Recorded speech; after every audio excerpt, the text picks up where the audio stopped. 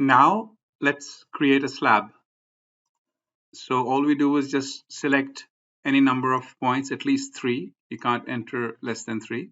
But if I'm going to select 4 points, and a slab will be created immediately at the floor level on which I'm working on.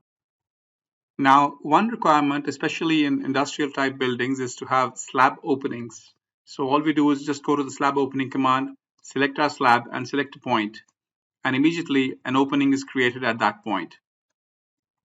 Now I can double click on this and a dialog box appears. So it's not just a dummy cut over there, but I can actually give various sizes to this opening.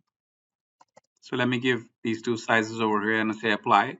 And immediately the size of the opening is changed, as you can see in the 3D view as well. Let me remove the cuts from that from the 3D view so that you can watch it more clearly. Another thing I can do is I can double click it again and I can give it an angle. So if I enter 30 degrees over here, you will see that the cut which was created is then turned at an angle of 30 degrees. Another thing which we can do is convert this into a circular opening, for instance. So if I press this one, it converts it into a circular opening. I can bring it back by removing this flag, and that's as simple as that. Another very nice feature which I have is I can double click on this opening and I can say create a parapet around it. And when I do that, this little parapet is created around that opening as a separate intelligent object, by the way. So if I double click on that parapet now, I can give it the dimensions which I want. So I can make this 500, make this 300. That'll change the dimensions of the parapet, as you can see on the screen. Or I can go inside again, and I can even give a thickness, a width over here. And this, what it does is it creates a little place over here for some covers to come, which are very typical in industrial type structures. You can have a cover over here, and that cover will need to sit on that concrete. So imagine normally if you were doing this with manual detailing with lots of cuts, you would have spent probably about 10-15 minutes just getting this parapet in order. But that's not all. If I continue double clicking on the parapet, I can even ask it to create a cover for me. And there you go. My concrete covers for my industrial structure are there. And I can modify these, and I can, these are customizable. All sorts of customizations are available. But the point I'm trying to make over here is that the simple command of creating a hole in the slab, which we started off with, has led into so many details that that little hole converted into a circular hole or any other sized hole, or you could make a parapet around it. You could give it certain dimensions. You can create a cover around it. So within a few clicks, and all these are actually hindrances in other commercially available modeling software, because just doing this, is finalizing this little hole, will take half an hour, and typically detailers will shy from that. But in Comosys, you're free to do this kind of detailing very, very quickly. Now, instead of creating the parapet, which we just did, we can just directly create this little depression directly on that hole as well. So if I were to enter that, we can see that instead of the parapet, directly I've created this depression so that a cover can come directly in this, on top of this hole. And this simple hole command doesn't even end there. I can even give chamfers. So if I give 4 chamfers to the corner points, I can create this sort of a chamfer around it if I wanted to.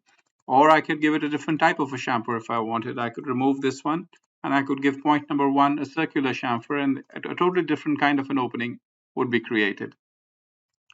And it's not even that only. I could just double click on this, create a small hole, for example, go to my this chamfer tab, and I can have a grid of holes if I wanted to.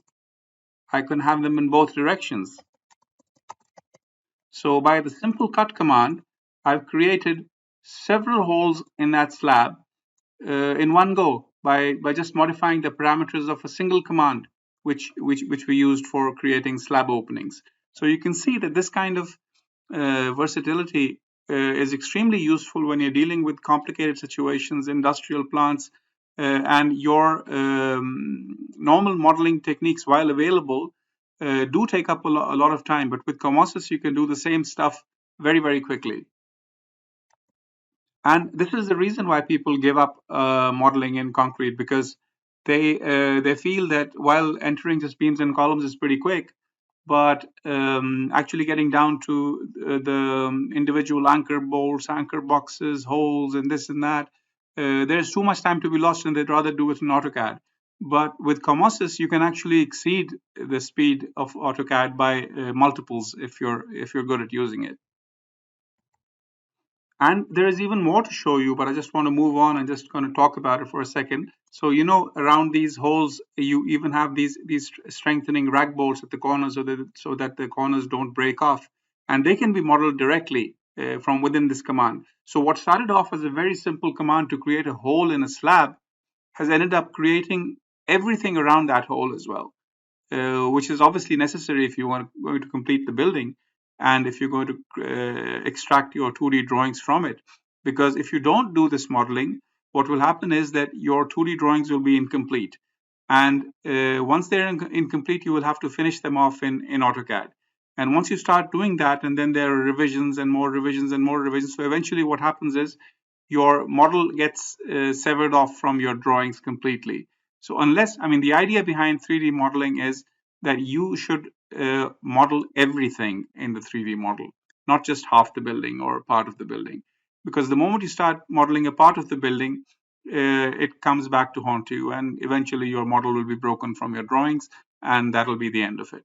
But with Comosys, you don't need to do that. You can actually model right down to the final rag bolt and get on.